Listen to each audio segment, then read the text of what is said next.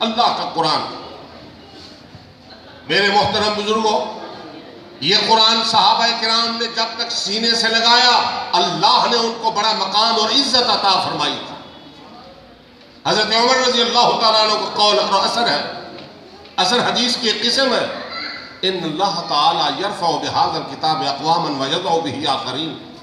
اللہ تعالیٰ اس کتاب، اس قرآن کے صدقے قوموں کو عزت عطا فرماتے ہیں، اور جو قومیں اس قرآن کو پس پشت ڈال دیتی ہیں اللہ تعالیٰ ان کو قعر ذلت میں گرا دیتے ہیں، انحطاط اور زوال میں آ جاتی ہیں.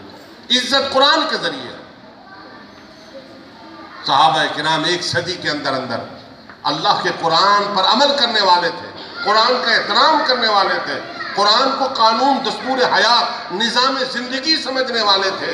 ایک صدی کے اندر ایک طرف ہند سندھ کے دروازوں پر دستک دینے لگے، دوسری طرف چائنا ان کے گھوڑوں کی ٹاپوں کی آوازیں سن رہا تھا، تیسری طرف افریقہ کے تپتے ہوئے صحراؤں سے گزر کر سرزمین اندلس بلکہ کوہ پائرنیز کی چوٹیوں کو عبور کر کے صحابہ فرانس تک جا پہنچے، اور قیصر و کسریٰ کے تخت ان کی ٹھوکروں کی زد میں تھے. کلیم ایشیا، ہلال مشرق. حضرت اقبال نے پھر یہی بات کہی، چھوڑ کر مسلم قرآن سے بیگانہ ہوا، حق سے بیگانہ ہوا، دین کو رسوا کیا اور خود بھی رسوا ہوا. انہوں نے عزت پائی تھی قرآن کو سینے سے لگا کر، اور ہم گر چکے ہیں قرآن کو سینے سے ہٹا کر. اللہ کے قرآن میں بڑی عزت ہے، اور قرآن تو غموں کا مداوا ہے، قرآن تو تسکین کا ذریعہ ہے، قرآن تو راحت صدر ہے، سینے کی راحت ہے. قربان جائیے، امام الانبیاء، محسن انسانیت، عرب کے چاند صلی اللہ علیہ وسلم نے ایک مرتبہ حضرت عبداللہ بن مسعود رضی اللہ تعالیٰ عنہ سے فرمایا، یا ابن مسعود، اے عبداللہ، حرم کے صحن میں، کعبۃ اللہ کے آنگن میں تم میرے سامنے بیٹھ کر مجھے قرآن سناؤ.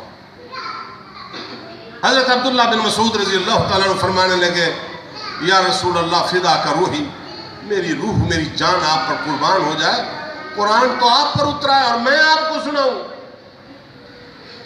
حضور نے فرمایا، آج محمد کا دل غمگین ہے صلی اللہ علیہ وسلم، ابن مسعود تو قرآن سنائے گا، میرا دل باغ باغ ہو جائے. تسکین ہے قرآن میں. حضرت عبداللہ بن مسعود رضی اللہ تعالیٰ عنہ فرماتے ہیں، میں نے حضور کو قرآن سنایا، حضور کا چہرہ چمک اٹھا، اور اس کے بعد آپ نے دعا فرمائی، اللہم اجعل القرآن ربیع قلوبنا ونور ابصارنا وجلاء احزاننا وذہاب همومنا یا رب العالمین. اے اللہ، قرآن کو میری آنکھوں کا نور بنا دے، وجلاء احزاننا، ربیع قلوبنا، میرے دل کی بہار بنا دے، میرے غم قرآن سے دور ہو جائے، اور اے اللہ اس قرآن کے صدقے عزت عطا فرما. نبی معظم صلی اللہ علیہ وسلم جب بھی اداس ہوتے تھے اللہ کے قرآن کی تلاوت کرتے تھے اور سنتے تھے. اللہ کے پاک حبیب صلی اللہ علیہ وسلم نے فرمایا، اے اللہ، قرآن کے ذریعے قبر کی وحشت کو دور فرما. حضرت عثمان رضی اللہ تعالیٰ عنہ قبر کے تذکرے پر اتنی روتے تھے کہ داڑھی مبارک تر ہو جایا کرتی تھی. قرآن کریم یہ وہ نعمت ہے کہ اللہ کریم اس کی وجہ سے قبر کی وحشت کو دور فرما دیتے. اللہ تعالیٰ نے بیمار امت کے لیے، مریض امت کے لیے یہی واحد نسخہ شفا ہے قرآن کریم. اور قرآن کریم کی طرف ہماری توجہ نہیں ہوتی. ساری ڈگریاں، ساری ترقیاں، معاشرے کے اندر سوال ہوتا ہے کہ یار تیرا بچہ کیا کر رہا ہے؟ قرآن کا حافظ ہے. اور اچھا، مبارک ہو جی، مذہبی طور پر ٹھیک ہے جی، مبارک ہو. دین بھی پڑھیں، دنیا بھی پڑھیں، تمام علوم پڑھیں، مگر دین کو فوقیت دیں، دین کو فوقیت دیں.